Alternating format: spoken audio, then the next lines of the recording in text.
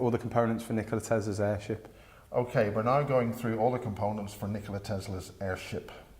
That's to say an air-powered ship, not an airship, as in a balloon. That's right. Okay, go ahead.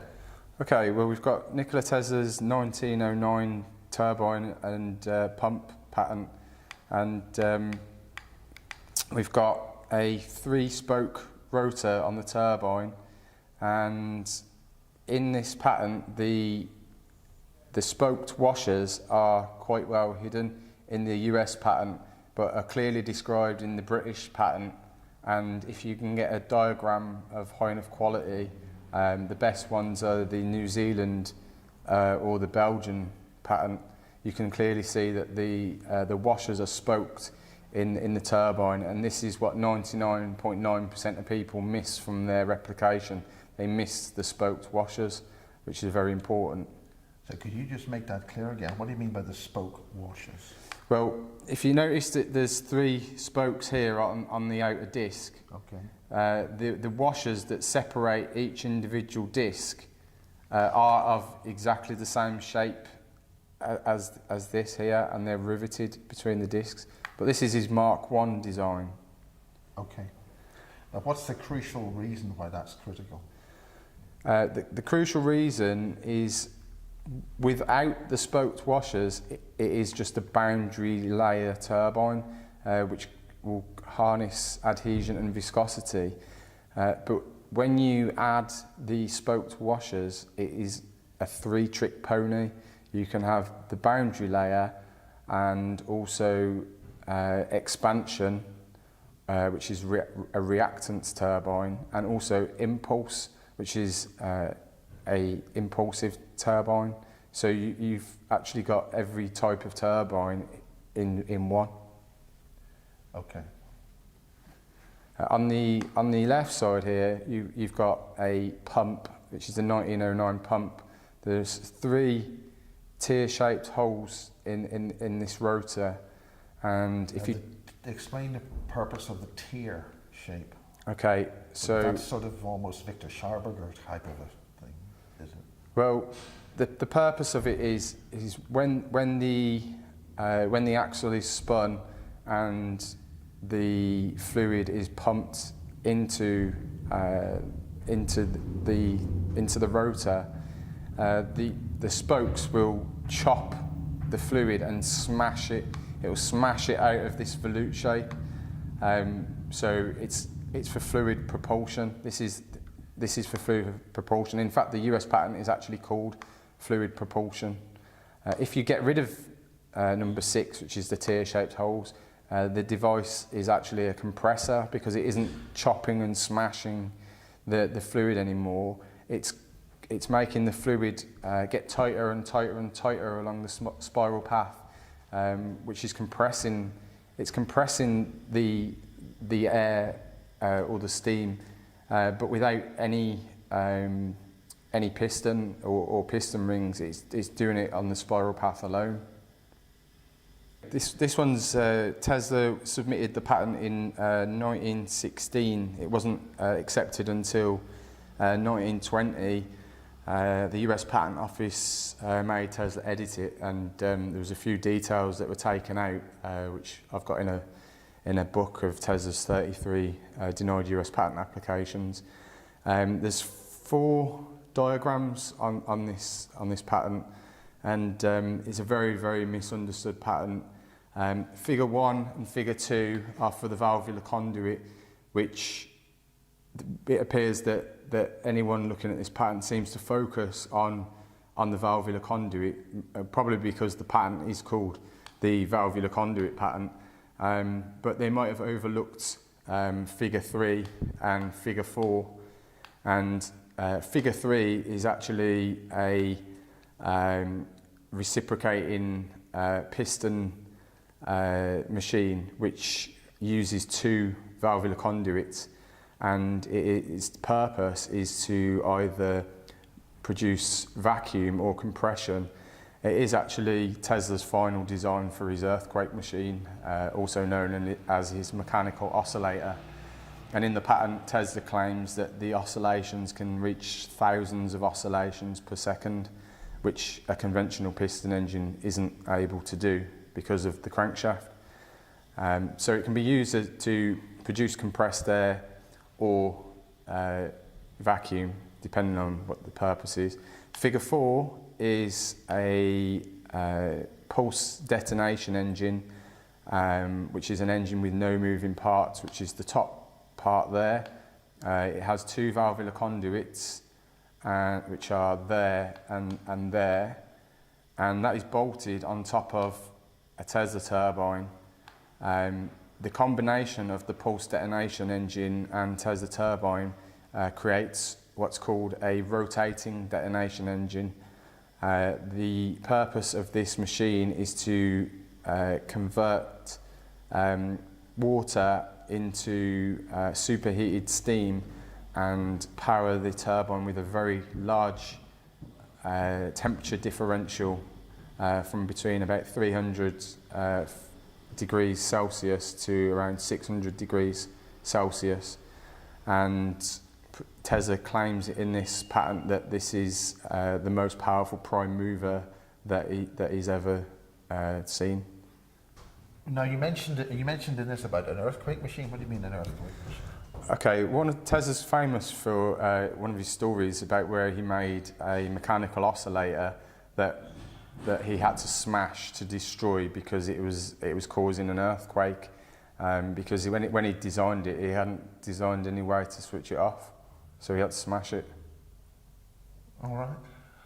Tesla invented all the instrumentation necessary for his Airship flying machine, and this is the speed indicator, which instead of using gears and a worm drive like the way that speedometers worked until they went digital, this actually worked from airflow going past a rotor, very similar to a Tesla turbine, to allow the speed indicator to work. And we've got the 1916 version and then the updated 1918 version. That's 1918? 1918, yeah. And what's specifically special about this from the design? Well, what's special about it is... In other words, why is it a patent? Well, Tesla invented the speed indicator, so all the speed indicators that were developed from that point came from his original design. Okay, this is Nikola Tesla's flow meter. It's for measuring the amount of fluid flow, which could be air or gas or actually liquid, and it works on a similar principle to the turbine, using adhesion and viscosity. And in the modern world these days, we're using what's called a MAF sensor, which is a mass airflow sensor, which works quite differently to this because it's electronic. It heats up an element and measures the difference when it's cooled down. So if the airflow is high, the element will cool more, whereas this works mechanically, and the fluid flow spins a rotor which turns the mechanical needle in the dial. In what way? Can you point that out on that? Sure. Well, this bit here is where there's a little mini rotor, and Tesla actually sealed this shaft here using mercury, and then the shaft that goes up here turns a mechanical instrumentation which has got springs and a needle, and this is essentially a mechanical airflow meter. Tesla invented the airflow meter, but mechanically. Okay, it's a frequency meter for measuring the frequency of electrical circuits or pulses. These days we'd use an oscilloscope. So this is the mechanical version of an oscilloscope that would measure frequency. This is a ship's log. Yeah, that's right. I don't know a massive deal about this patent because it's quite big and I've not had a chance to fully get stuck into it. but it's a mechanical ship's log.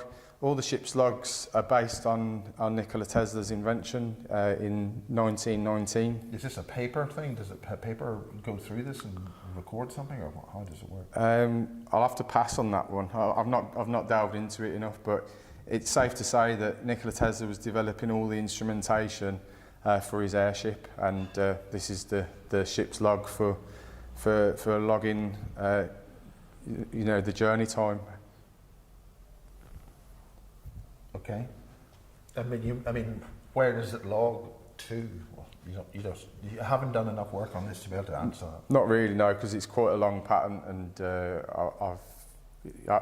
I've looked at it, but I've not really had a chance to get involved in it yet. Okay, this is Nikola Tesla's lightning protector, and the reason this was invented is for domestic, commercial, and aviation. Because obviously, if you're flying an airship through a thunderstorm, you're going to need some way of navigating that safely. And if you look on the roof of any church or house these days, there's normally some kind of lightning protector to stop the building getting destroyed by lightning. And I thought that was Edison. Well, maybe Edison did have a version of it, but I mean, this is in 1918, so. I'm not familiar with Edison's one, if he did have one. Well, didn't he have a kite and use lightning to... That was Benjamin Franklin. Oh, Benjamin, oh my God. Yeah, sorry. Yeah, that was they harnessed lightning using a kite with a Leyden jar capacitor, and I think it was a silk string, and managed to capture electricity in the Leyden jar capacitor. Quite a dangerous experiment. Yeah. So what's the main purpose of this? Is just basically discharges the lightning to Earth, or so that the static field from the lightning is grounded. Is that right? That's correct. Yes, and all planes and helicopters have to have a lightning protector. Works quite differently these days. It's kind of like a bit like an old radio valve. What do you mean, like an old radio? Well, I've got a couple of lightning protectors from an airplane, and they look like valves from valve amplifiers. And what happens? I mean, I thought the whole point of an aeroplane being protected is because, of course, a lot of airplanes weren't metal, so I thought the whole point was it just went through the outer skin of the metal aeroplane and it didn't do any damage. How does that work? Yeah, well, I mean, bearing in mind that when this is around, the planes were just, my understanding is that it's to direct the electrical charge away from the house or the airplane or the helicopter to ground, rather than direct it into it. Right. So it is able to, which of course they then started to use for the B-1 bomber and stuff, for radar visibility and stuff. Let's not get ahead of ourselves, Miles. Okay. Don't know about that. Okay, the patent is for Nikola Tesla's Fountain, which was approved in 1914. The figure 1 and figure 2 are for a system to create a beautiful fountain that will allow the water to come out in a way so it's clean, distilled water, and produce a magnificent fountain, much prettier than any of the fountains that are in use today. The figure 3 and figure 4 is a bit of a different beast. This could be attached to a Tesla turbine and be used to produce electricity. This, instead of being a motor to turn a propeller to make a fountain, can be used to turn a dynamo to produce electricity. And the volute, this is actually a Tesla pump in a way, because the volute is happening along the diverging nozzle on the way out, so it would have to make many turns in a volute spiral to What's a volute spiral? It's the same as the 1909 Tesla pump pattern. It's kind of like a shape of a snail shell. But it follows the Fibonacci sequence. Yes, yeah. Okay, this is Nikola Tesla's Mark II rotor patent. He tried to get this patented in America, but they denied the patent. I'm not sure why, but he managed to get it patented in England, and it features an 8-port rotor and an 8-spoke star washer, as opposed to the 3-port or 3-spoke washer in the 1909 Mark I version. It also features tapered end plates, which are very important to reduce the centrifugal stress. In the patent text, it also recommends having from the tips of the star washers to the periphery beveled like a pizza cutter. So from like there to there or there to there would be sharpened. So essentially it's like a spinning blade, which also reduces the centrifugal stress and reduces the noise of the high-speed spinning rotor. Again, if you hear noise, it's turbulence, it's wasted energy. It's just Sure. Well, I kind of compare having a disc that's not sharpened to a disc that is sharpened. It's like comparing a baseball bat to a samurai sword in how it cuts through the air. Also, this rotor features a hub design, so the shaft can be removed, and the purpose of this is so that this rotor can be used in Tesla's flying machine or in Tesla's hovercraft with no shaft. So the rotor is actually floating in air, and once it comes into a floating position, it will centrifugally lock into the middle of the turbine and be completely frictionless with a very high speed to be able to be achieved. So how do you start that? So the rotor on the flying machine or the hovercraft, in the hovercraft the rotor would be in with a vertical axle all the time and never deviate. In the flying machine, the rotor starts off with a vertical axle, and then once the rotor is centralised and going supersonic, the rotor can be tipped in the direction of travel you wish to go. So if you want to go upwards, the rotor would go up like that, and then if you wanted to go forwards, you tip the engine like that. So on the Tesla flying machine, you tip the engine in the direction of travel that you want to go in. And that's torsion field stuff you're dealing with there? Well, it's more like you're creating a tornado that you are riding inside. Okay, so the turbine's creating a vortex, a tornado in front of it, and creating a vacuum, and then moving itself into the vacuum, which is moving everything out of the way, so there's no air friction, so you can move at hypersonic speeds, like 4,000 miles an hour through the air. Anti-clockwise or clockwise. And in the patent, Tesla says that this is the perfect piece of machinery for driving ships, because ships have to have 2 turbines that are actually separate from each other, one to go forwards, one to go backwards, whereas this one can do it all in one. Okay, this is a single stage Tesla turbine with a dynamo just there on the same axle. Tesla had moved away from using valvular conduits and pulse detonation engines to using a fuel tank and a compressor and a steam boiler, and the steam is actually fed into the bottom of this valve, which then comes into these 2 conduits and pulls a Venturi vacuum. There's a spark plug there and a spark plug there, and the superheated steam is fed into the turbine and recirculated back into the system. When you go deep into the text of this patent, Tesla describes how quite a number of the components can be omitted from so it will work without quite a number of the components. So I find this one in particular probably the most confusing of Tesla's turbine patents, but you have to delve deep within the text and label all the individual parts to wrap your head around it. But it is interesting how Tesla devised every way possible of starting a turbine system without using the valvular conduit and without using the pulse detonation engine. This was one of his 1921 designs.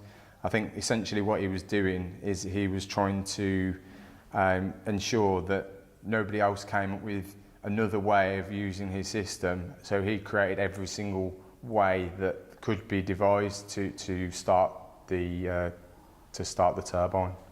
So he would retain his patent, right? Exactly, yeah.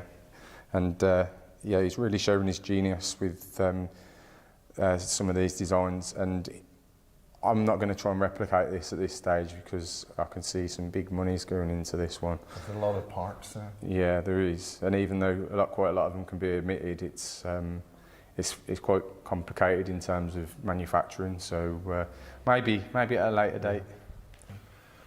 Now you were explaining he's constantly trying to educate us. That's correct. Yeah, all the patents are lessons, and I don't think we'll fully understand the true implications of each machine until all the machines have been replicated. And there's a lesson, more than one lesson, buried within the diagram and the text. And the purpose of this particular British patent, which was also denied in America, is that he has devised a way of creating both of these nozzles to rotate the turbine in the same way. And he does claim in the patent that using this method of having two nozzles both at 180 degrees opposed to each other but rotating in the same way was a very powerful way to run small turbines and make a lot of power. There's also something quite unique about these particular nozzles because each nozzle is a twin Venturi nozzle. One of them is taking a feed from atmospheric pressure, which is going into the outer pipe on both sides and coming in, and also at the same time he has a method of fuel and compressed air to create a combustion inside, which would go through this coil and superheat the air that was also being sucked in under a Venturi. And then he also shows how this would be distributed on the rotor with this diagram here. So it's quite interesting that Tesla had devised every single way he could think of to run a Tesla turbine, and that he wanted to cover all bases and teach us all of his lessons. Okay, this is an important patent. It's Nikola Tesla's production of high vacua patent, which is essentially a vacuum pump. In figure 1, it's a 3-stage vacuum pump, and Tesla describes it in the text as an evolution of his British patent in 1910. This patent also got denied in USA for reasons I'm not quite sure of, and it's a very efficient way of creating high vacuum, and it is actually showing number 9 in the drawing. They are actually air bearings. So Tesla had come up with a new method of a aerodynamic bearing by using a very tight micron gap, and once this rotor started spinning, it produced high vacuum, which then provided a small, very thin air film to support the weight of the rotor and shaft assembly.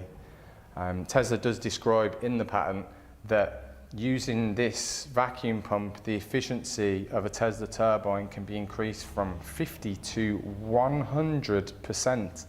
And the reason that it can be 100% is because using a frictionless Tesla turbine and a frictionless vacuum pump, there's no energy lost, and all energy is converted to kinetic energy. It's a big, bold statement that definitely needs, recreating and proving, because the laws of thermodynamics would say that 100% efficiency is impossible. So this definitely has to be replicated by as many people in the world and prove that when this is coupled to a Tesla turbine, that the efficiencies may not hit 100% on your first go, but you might find that you've actually got a machine that's in the 90% efficiency and a goal to aim towards a better design. Fig 2 is drawn in a very mysterious way, and Tesla kind of drew it as basically as a puzzle for anyone who was deeply following and replicating and building these machines, that they'd figure out. And number 16 over here, in the patent he calls it a condenser. Now anyone that understands the Tesla turbine thoroughly will understand that the Tesla turbine is the condenser. He states that this part here is the vacuum pump, and states that with this 3-stage design that you won't need a 3-stage vacuum pump. You'll just need a condenser, which is the Tesla turbine, a Tesla vacuum pump, which is a single stage of this vacuum pump, and then the last bit of the puzzle that he leaves is that number 18 is a pump, but he does actually state a dry air pump. But anyone who's been following the Tesla work knows that Tesla absolutely slates piston pumps, which is shown as a piston pump. So if you put 2 and 2 together and get 4, you'll work out that this should actually be either a Tesla pump or a Tesla compressor, meaning a 3-stage machine. Now, I've got a theory that the 3-stage machine can actually be incorporated into one axle. It can also be separate machines with their own axle. But we will prove that. Jeremiah from Energy Supply has got a 2-stage turbine and vacuum pump of this particular rotor design, because this vacuum pump has got the Mark II rotor design. In fact, it's the only time where Tesla shows the Mark II rotor in a casing. So Jeremiah's from My Energy Supply on YouTube has got a 2-stage turbine and vacuum pump on one axle, and it is acting like a supercharged turbine. So that's very interesting, and those developments will be very interesting to watch.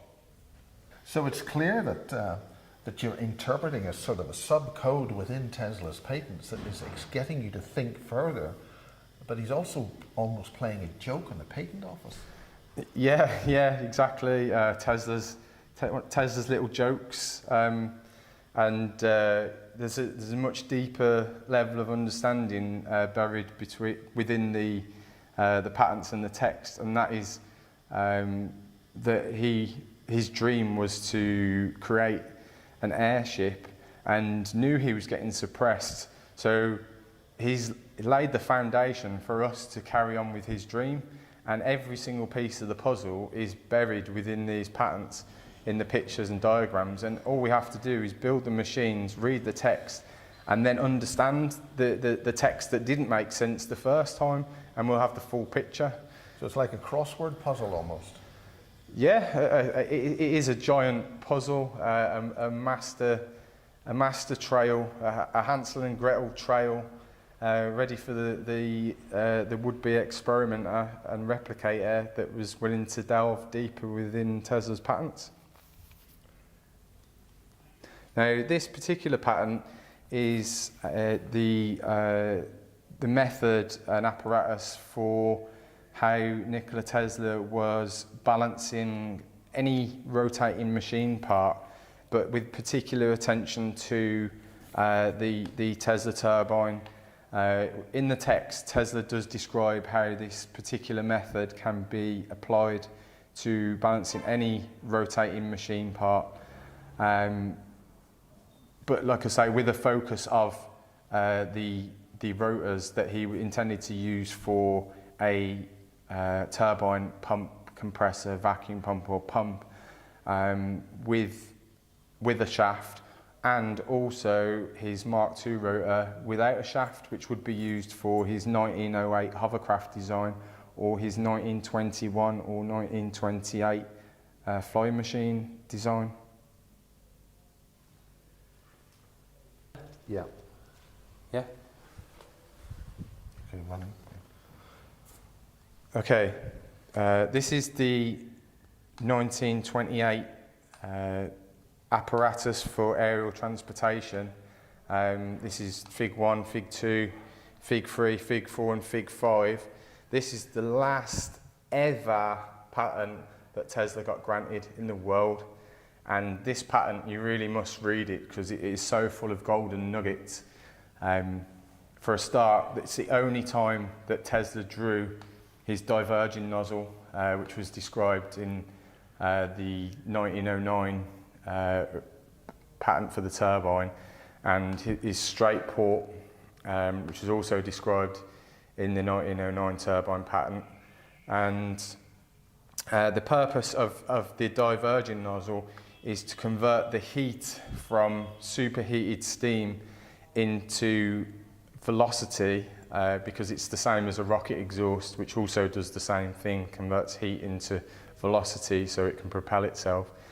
The straight port allows the fluid to expand along the spiral path, whereas the diverging nozzle, the expansion takes place within the nozzle. So this one's for torque and this one's for speed. If you go deep into the patent text, you'll realise that on this particular twin version is that one of the machines should be coupled with the other one. So we've got this is the rotary engine and this is the turbine, and these two work together. This one is for lifting the machine off the ground, and then this one is for accelerating the machine through the air. So even with the acceleration through the air switched right down, you can still lift the machine off the ground with the other one. And in the diagram, number 2 and number 2 are in the text turbines from the 1913 US patent. You can see it's got three seats. If you read Tesla's articles from 1911, in particular the Monarch of Mechanics, you'll know that Tesla had his heart set on a flying machine, Airship, with no wings, no gas bags and no propellers. So you maybe come to realise that the propeller and the wings are not actually necessary, and they were just put there to appease the patent office, just like number 17 in the diagram, which can also be seen there as well.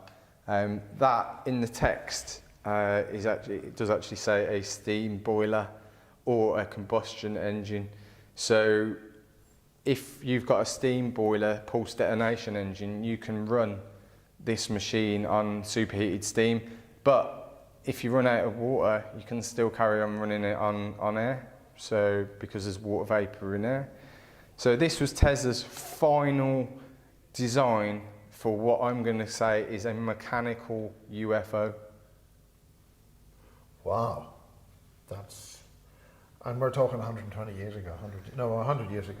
Well, 1928 this one, but originally that was submitted in 1921, so yeah, it's 119 years ago for that one. And then he had a communication system which could communicate. Yeah, Tesla hasn't got a patent on that. If you're interested in that, look up Spirit Radio. If you want to look up, is that up Wolf Spirit Radio or just look up Tesla Spirit Radio, and you'll probably find the article and some replications of it on YouTube. In summary, what's your words on this? Okay, so I've showed you the main bulk of US and British patents that together form the basis for Tesla's Airship. There's also a high-res picture of Tesla's egg bearings for his aerodynamic air bearings. And one of the other things I'd like to talk about is Tesla's wireless transmission system, which I worked out is actually the electrical version of the twin turbine for the flying machine. The twin turbine for the flying machine is the mechanical analogue of this circuit, and it's quite difficult to explain, and perhaps that's a story for another time. But I just wanted to draw people's attention to the fact that Tesla was making mechanical analogues of his previous work, and that isn't well known, and I think it's very important.